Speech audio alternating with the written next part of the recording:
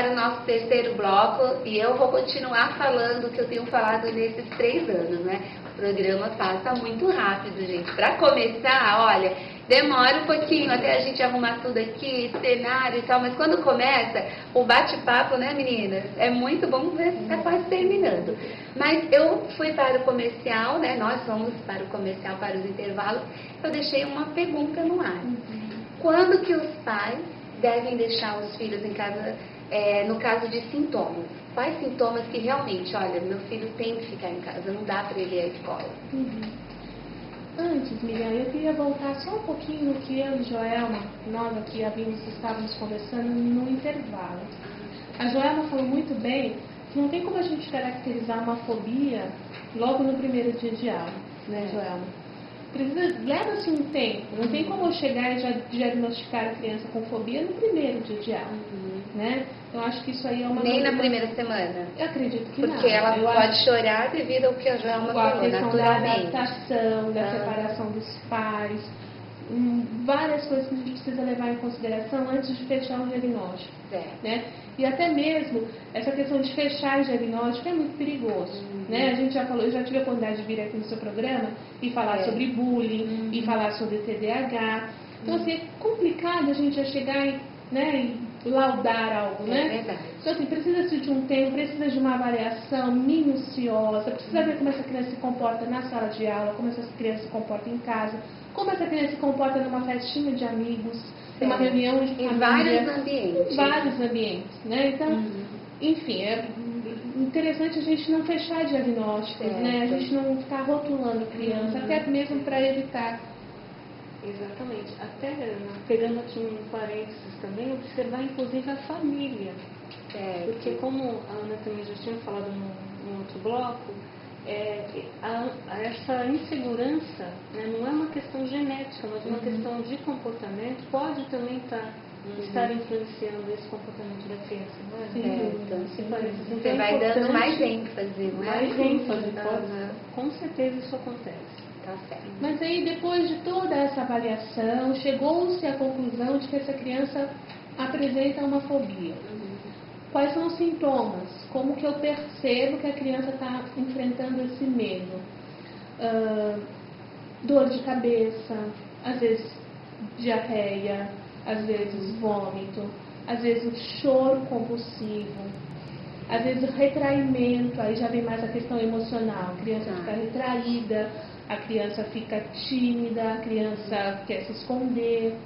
Né? Então, são vários sintomas que a gente pode estar observando, tanto os fisiológicos quanto os emocionais. Certo, porque tem até os casos que a criança está lá, com diarreia, com febre altíssima, e vai para o hospital, a mãe leva e tal, faz vários exames, a criança não tem nada, né? Olhando assim nos exames, então isso aí já é um sintoma. Nesse caso, a criança deve ficar em casa?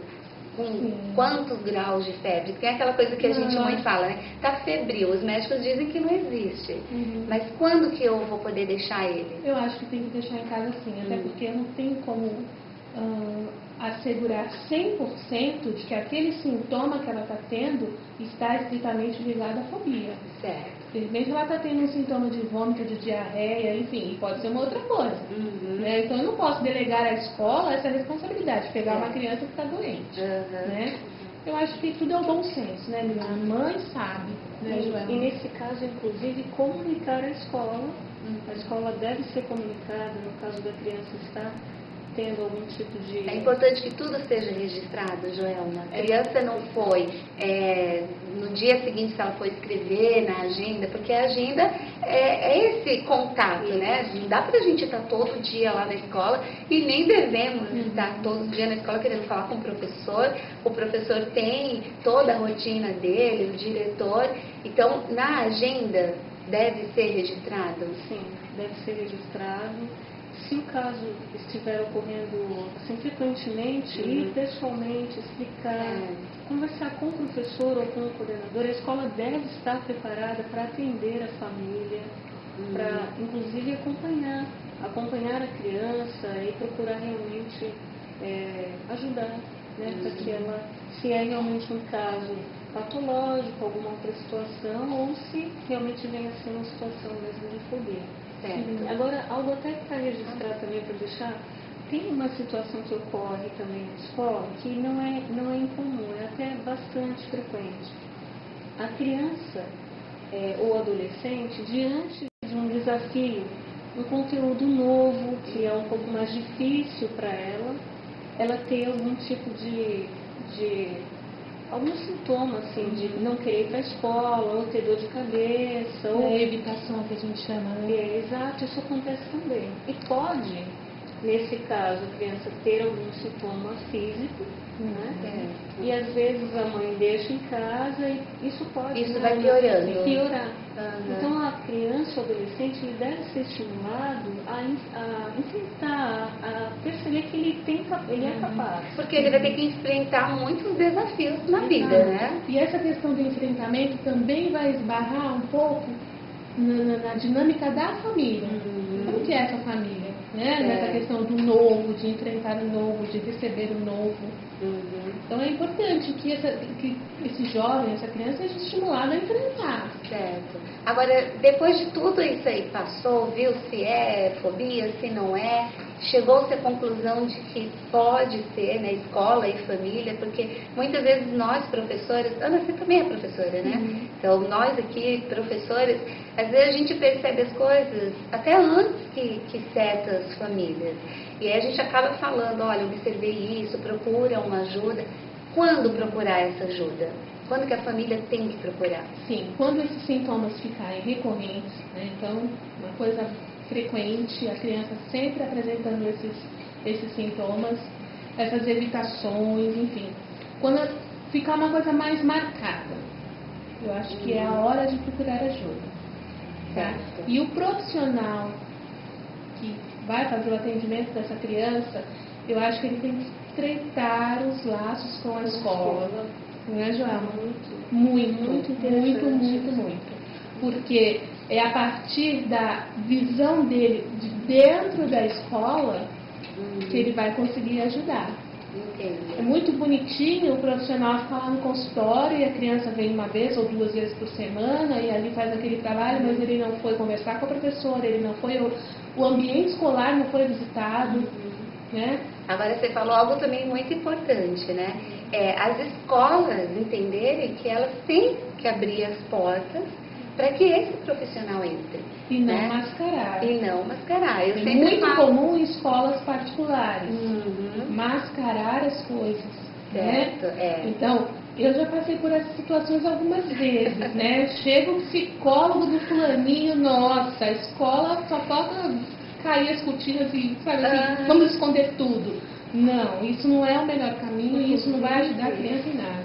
Então, só para também fazer um outro parênteses, a questão da própria Constituição, né? Que está bem explícito a questão do direito à educação e ele ser fundamental e dever do Estado e da família e prever a formação plena da pessoa. Certo. Então essa questão, é por isso que a escola precisa realmente, não, como a Ana falou, tratar e abrir, o assunto né? como abrir. A escola não mais como antes, uma escola fechada para a família, uma escola que não permite a participação da comunidade. Às vezes tem algumas escolas que são tão rígidas que às vezes eu peguei também alguns casos que assim, a escola ela não quer ter o olhar que o profissional, como a psicóloga, a psicopedagoga, está percebendo. E aí, mesmo que ainda não esteja o diagnóstico fechado, você vai levantando hipóteses e você já tem que trabalhar em cima daquilo ali para que a criança ela se sinta melhor na escola, ela sinta vontade de ir à escola, né? São os profissionais unidos para garantir que a criança tenha um desenvolvimento pleno e tenha um atendimento de qualidade. Até vamos deixar um apelo aqui, né? Que nós, profissionais, não queremos estragar a escola de ninguém, pelo contrário, né? O nosso objetivo principal é que essa criança ela fique cada vez melhor, né? E seja inserida na sociedade. Até porque a escola precisa. Nós precisamos, a função da escola, a formação dos profissionais da escola está relacionado à questão pedagógica. A questão da saúde Nós precisamos de profissionais da área da saúde e como é importante realmente, como nós já colocamos aqui, frisando bem, essa integração, essa parceria para que a criança possa ter esse atendimento de qualidade e esse desenvolvimento pleno, que é tão necessário para o sucesso escolar, para que ela enfrente essas dificuldades que possam surgir. Até porque outras virão, né? Outros desafios, que a vida é uma loucura, né, gente? A vida é muito boa de ser vivida, mas tem que ser com energia, com garra, com coragem, com vontade de viver. E cada vez mais enfrentar as novidades. Falando um pouquinho da minha área, a escola precisa compreender que nós, os profissionais da saúde, nós não estamos ali para apontar os erros. Quem está certo, quem está errado. Não, nós estamos ali para formar uma parceria em prol da criança. Isso. Ou do adolescente, enfim, da pessoa que está sendo cuidada. Esse é o principal. Né? Eu tenho um exemplo para te dar, não era um caso de fobia escolar, era um caso de... A escola colocou como transtorno de déficit de atenção e hiperatividade. Os pais me procuraram e a minha primeira atitude sempre era visitar a escola. Aí eu cheguei na escola, a classe da criança era bem reduzido o tamanho, né? Não tinha aquele respeito, porque existe uma legislação, né, Joana, que fala quantos metros quadrados por criança, né? É 1,5, né? Acho que é 1,5. 1 metro quadrado. Não existia esse cumprimento dessa regra. Primeira coisa que eu verifiquei. Iluminação, era uma casa escura, sem ventilação. E aí o que mais me chamou a atenção, onde as crianças ficavam sentadas, era um banco de madeira, sem apoio para as costas, e uma mesa de madeira, tipo essa mesa de refeitório bem grande. E ali esse meu paciente, esse meu paciente passava 4 horas da vidinha dele. Né? Então assim, na casa dele, fora da escola, ele tinha todo mundo de espaço para desfrutar. Dentro da escola ele precisava ficar confinado 4 horas dentro, nesse ambiente que eu descrevi para você. E aí quando eu cheguei lá para fazer essa visita, eu não fui recebida assim muito cordialmente, porque a primeira coisa que a diretora falou para mim, virou e falou assim: você vai fazer com que os pais dele tirem ele daqui. Não é essa a minha intenção. Olha a leitura que eles fazem, leitura que eles fazem. Dos profissionais que não estão ali para isso. A gente não está ali para falar, olha, você é o culpado, isso aconteceu por muito isso. Pelo contrário. A atitude dela talvez poderia ter sido muito mais feliz se ela dissesse: olha, vem cá, senta aqui, vamos conversar, o que você acha que dá para melhorar? O que podemos fazer? O que eu posso fazer? Mas não, já foi, né, de uma coisa persecutória. Você vai fazer os pais tirarem aquilo. Então, por aí a gente vê como que as escolas estão, né? Graças a Deus tem algumas que estão bem abertas, mas tem outras que de repente estão nos assistindo. Olha, peguem essas sugestões, orientações, porque são pessoas que sabem o que estão falando, viu? Gente, vamos dar uma paradinha e vamos para o nosso último intervalo, muito rápido. Tem as últimas perguntas aqui, mas que são muito importantes, como as outras desde o início do programa. Fica conosco.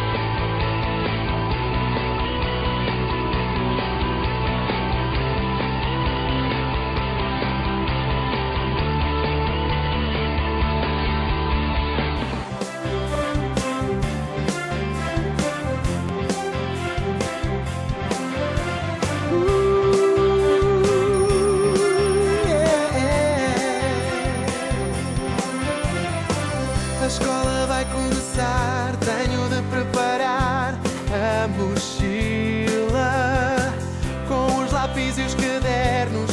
Espero ansioso pelo dia.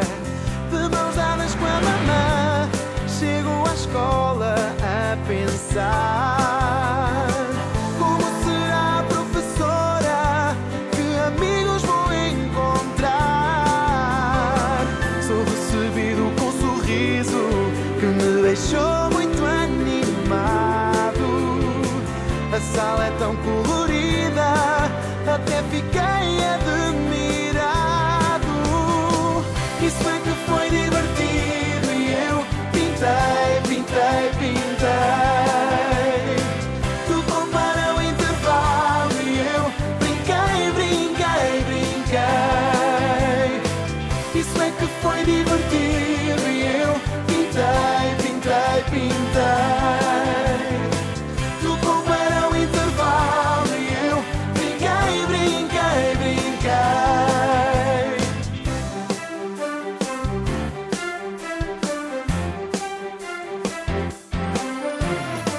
Todos dissemos os nomes, mesmo antes de começar, para depois a professora nos dizer para pintar.